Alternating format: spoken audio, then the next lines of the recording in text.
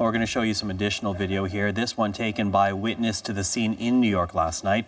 Ramon Lopez heard the explosion, instinct taking over. He ran, but when he realized that help might be needed, he turned around and ran back to offer a hand to the injured. In that moment, he took this footage, and a warning, it does contain some graphic imagery.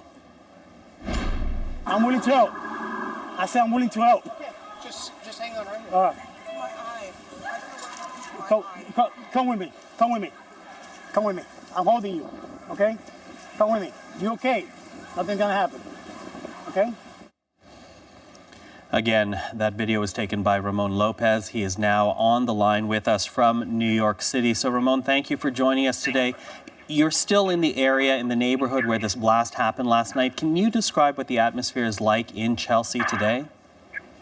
Well, they have a lot of newscast wagons right now. I was being interviewed by several of them. But last night, the cows was so crazy that everybody was so disoriented.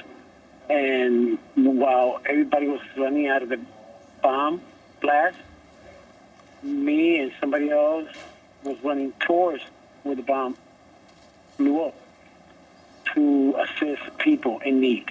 As you can see in the video, I was assisting some people because I knew that my life was in danger, but at that point I didn't care. Well, I knew deep inside that I needed to help because some of the people couldn't see, some of the people couldn't hear. I had disorientation. Well, let me jump in there, Ramon. Ramon, let me jump in there because you say that, you know, your instinct was to run, and we saw so many people running. It must have been a scary time. Why did you turn around? What was the voice inside you that said you had to turn around and help? Okay, first of all, I had my cousin with me, so I needed to go back. Well, I called her twice. She didn't respond. I looked to my right, and I saw people on the floor, people bleeding, disoriented, and I knew that I had to go into the risk of, getting killed by a second bomb.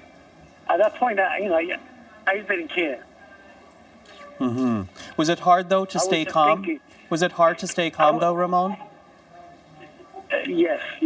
Like, it was so sad to see people like that,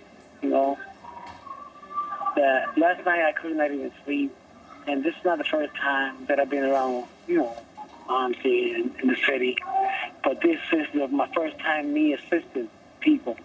I needed to get involved because I'm tired of this kind of things happening over and over here in the city. Tell us about the woman you helped. Like, we're looking at the video that you shot last night, and we can see an African-American woman, obviously her hands covered in blood.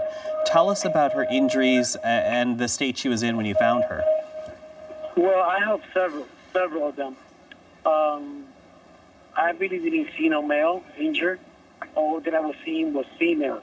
And there was this paranoid, and she was all her body full of blood. She had fragments of metal in her face, forehead, her arms. She couldn't see, so she had a piece of metal inside the eye. She was asking me, why can't I see? Why can't I see? Did I lose my eye? Do I still have my eye? I was trying to calm her down by telling her, you know what, it's minor injury. But really, there was no minor injuries. There were serious injuries. But I needed to tell her that at that time, at the moment, because if I told her something else, she's probably going to collapse on me. As it was. And I was grabbing her to the arm to take her to the ambulance. I felt the lady collapsing. I said, listen, please don't collapse. You don't have that much of a big injury. Stay with me, come. You got to trust me and just walk with me. He said, but I cannot see. I said, don't worry.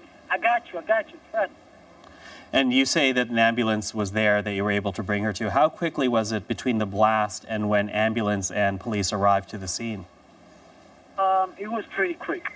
The first scene was the police and the ambulance, and then the firefighter trucks came.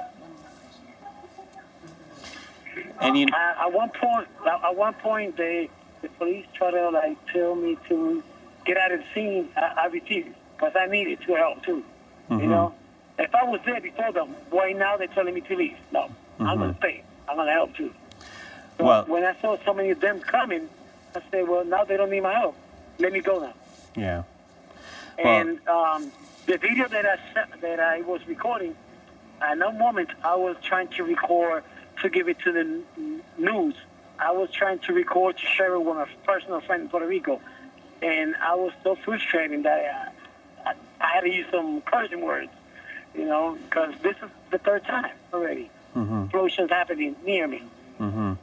I'm going to jump in here, though, Ramon, because I want to ask you, as we're running out of time right now, it is now the morning after this blast, the day after this blast. The investigation is still ongoing. The New York City mayor is now asking New Yorkers to be vigilant. Are you concerned for your safety today? Yes, I am, but, you know, this is New York, and I'm going to keep living in New York. I'm petrified as it is, but I'm going to remain here, and I'm not going to leave the city. Ramon, I want to thank you for speaking to us today. Sure. And let me assure you something. It was pieces of metal that I've seen in people's face, eyes, body. And I believe truly in my heart that it was a bomb. Ramon, thank you for this. And that was Ramon Lopez. He was not only an eyewitness to what took place last night in Midtown Manhattan, he was also one of the people that ran back to help those who were injured, also taking that video that we've been sharing with you in the last few minutes here on CBC News Network.